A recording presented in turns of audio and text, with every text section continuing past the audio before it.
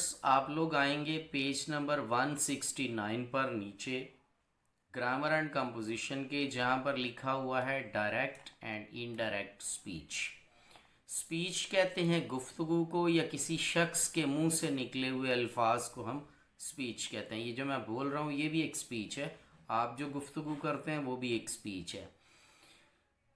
तो हमने देखना है कि कौन सी गुफ्तगू इनडायरेक्ट स्पीच में होती है और कौन सी डायरेक्ट स्पीच में होती है। तो उसको समझने के लिए हम देखते हैं, we can report the words of a speaker. Words of a speaker का मतलब है बोलने वाले के अल्फाज। वर्ड्स ऑफ अ स्पीकर यानी बोलने वाले के अल्फाज।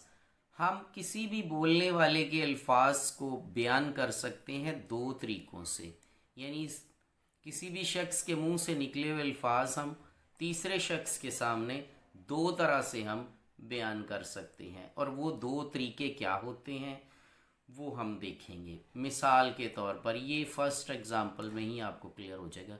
शी सेड, उसने कहा, यानी ये एक लड़की है, वो इधर खड़ी है इन फ्रंट ऑफ मी, एक टीचर के सामने, और उसने कहा है, क्या कहा, I am doing my home task now, मैं इस वक्त घर का काम कर रही हूँ।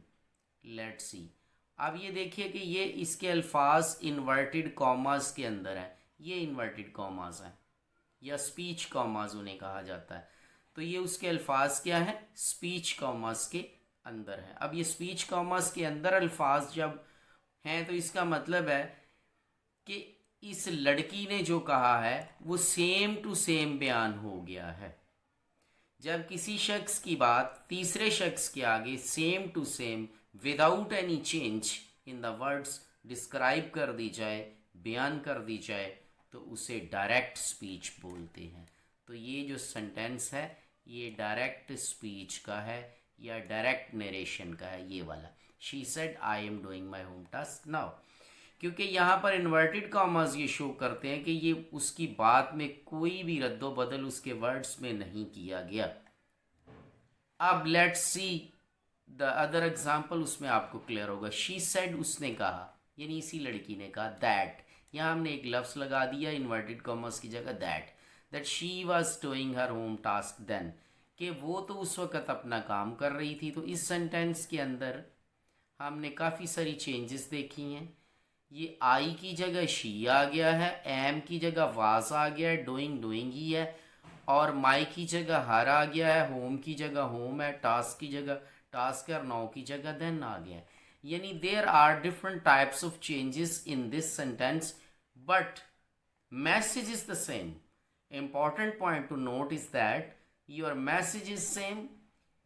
Your message is the same as in the first sentence. मिसाल के तौर पर उसने कहा कि मैं उस वक़्त अपना काम कर रही हूँ, मैं इस वक्त अपना काम कर रही हूँ। शी सेड, उसने कहा कि वो उस वक़्त अपना काम कर रही थी। तो बात पास्ट की ही थी, बात पास्ट में हुई है। यहाँ से ये हमें पता चलता है शी सेड से और शी सेड से कि ये बात पास्ट की थी। तो पास्ट के अंदर किसी एक लड़की ने इससे कहा था कि मैं घर का काम इस वक्त कर रही हूँ। तो यहाँ पर उसने उस बात को, उस लड़की की बात को सेम टू सेम बयान कर दिया, तो ये डायरेक्ट स्पीच हो गई। और जब चेंजेस करके बयान किया, वर्ड्स में चेंजेस कर दी लेकिन मैसेज सेम रहा, तो ये क्या होगा, ये इनडायरेक्ट स्पीच का सेंटेंस कहलाएगा। ये इनडायरेक्ट स्पीच है क्योंकि ये डायरेक्ट बात नहीं हुई, यहाँ पर डायरेक्ट हो गई थी, ये डायरेक्ट स्पीच है। अब हमारा टॉपिक क्या है, हमारा टॉपिक ये है कि we have to learn the direct speech sentences and how to change the direct speech into indirect speech.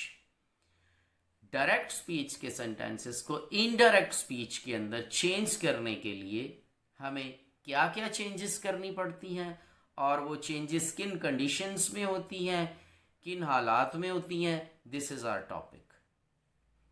और अब हम आएंगे अगले पार्ट की तरफ कि ये क्या हुआ है, इन फिक्रात के साथ क्या वाक़या हुआ है। लेट्स सी।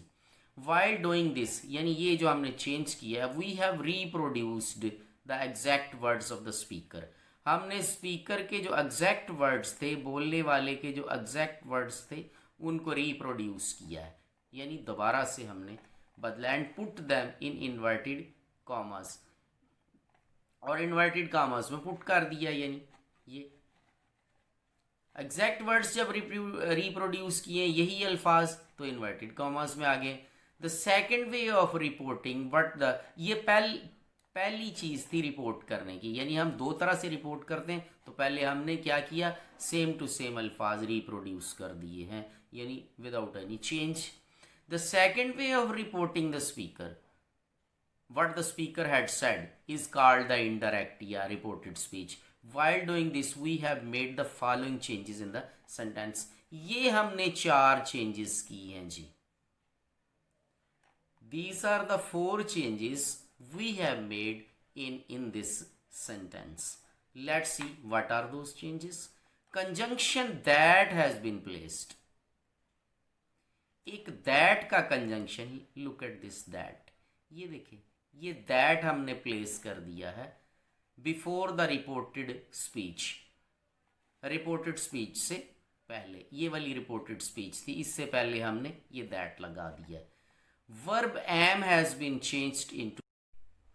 तो स्टूडेंट्स जो अब आप देखिए कि जो हमने नेक्स्ट जो चेंज की है वो है verb am has been changed with was, यानी एम की जगह हमने वाज लगा दिया, ये चेंज की है। और जो नेक्स्ट चेंज की है वो है एडवर्ब नाउ को देन में बदल दिया है। नाउ प्रेजेंट के लिए होता है और इसका पास्ट, इसकी फॉर्म जो है वो देन होती है। अब हम डिस्कस करेंगे, ये तो स्ट्रक्चर में तब्दीलियां आई हैं, अब ये किन कंडीशंस और किस हवाले से आई हैं ये हमें देखना पड़ेगा।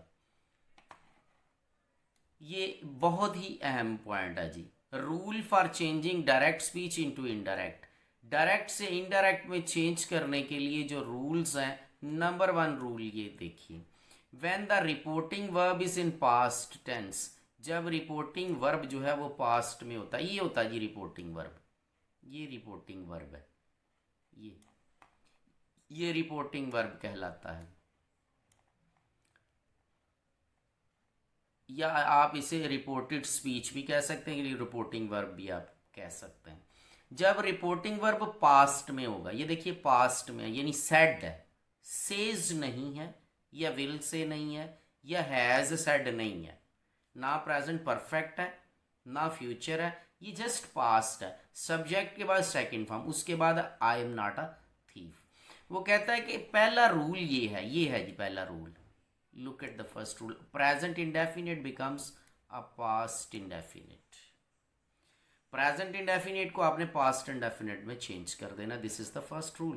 Look at this sentence. He said, उसने कहा I am not a thief. ये देखिए direct sentence है, जैसा कि पीछे मैंने वजाहत कर दी थी कि inverted commas में ये हिस्सा होता है।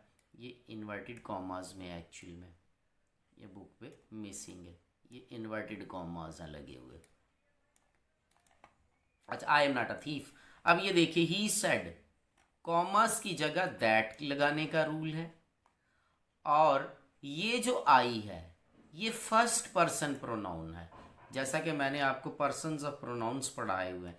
तो फर्स्ट पर्सन प्रोनाउन जो होता है वो रिपोर्टिंग के सब्जेक्ट के मुताबिक बदल जाता है। मतलब यहाँ पर ही था ना, तो ये एम की जगह यहाँ ही हो जाएगा, ठीक है।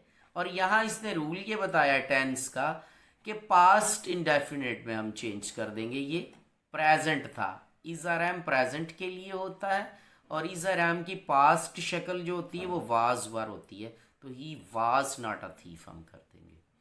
तो ये हमने प्रोनाउन को भी बदला है और वर्ब को भी बदला है। ये वर्ब वाज बदला गया, ये प्रोनाउन भी बदला गया, और ये जो आई है ये फर्स्ट पर्सन प्रोनाउन होता है। तो फर्स्ट पर्सन प्रोनाउन जो होता है वो हमेशा यहाँ पर मौजूद सब्जेक्ट, ये जो ही है इसके मुताबिक ही इसने चेंज होना होता है। अब अगला रूल देखते हैं।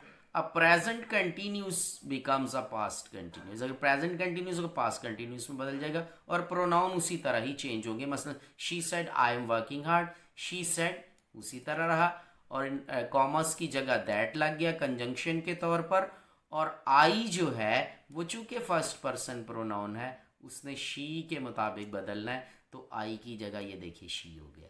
इज आर एम जो होता है वो वाज वर में बदल जाता है जब पास्ट में उसे लेके जाना है। तो प्रेजेंट कंटिन्यूस था ना, तो पास्ट कंटिन्यूस में बदल दिया। Is are am was were में बदल जाता, आई एन जी उसी तरह रहा, तो ये इसका इनडायरेक्ट बन गया। आगे कहता जी अगले रूल में प्रेजेंट परफेक्ट जो होता है पास्ट परफेक्ट में चेंज हो जाता है। He said I have return the books, I have return the book present perfect था, इसको पास्ट परफेक्ट में कैसे बदला? He said that he had return the books. Has have had में बदल जाए तो ये पास्ट परफेक्ट हो जाता है। हैज हैव को हैड से आपने चेंज कर देना और फॉर्म थर्ड ही रहेगी।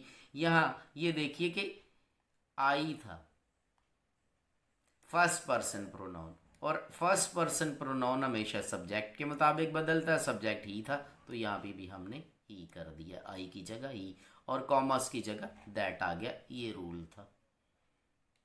और नेक्स्ट रूल जो है वो देखते हैं, a past indefinite changes into past perfect. बड़ा इंटरेस्टिंग रूल है कि सेकंड फॉर्म अगर आ जाए तो आप हैड और थर्ड फॉर्म लगा दें, बाकी चेंजेस उसी तरह करें। She said the patient died in the hospital, she said that, ये देखिए कॉमर्स की जगह दैट आ गया, द पेशेंट, और डाइड की बजाय हैड डाइड, यानी पास्ट इंडेफिनिट पास्ट परफेक्ट में चेंज कर दिया, ये रूल था। और नेक्स्ट रूल जो कि लास्ट रूल है टेंसेस की तब्दीली का, वो देखेंगे हम कि अगर विल और शेल आ रहा है तो वो वुड या शुड में, आमतौर पर वुड में ही हम उसको चेंज कर देते हैं।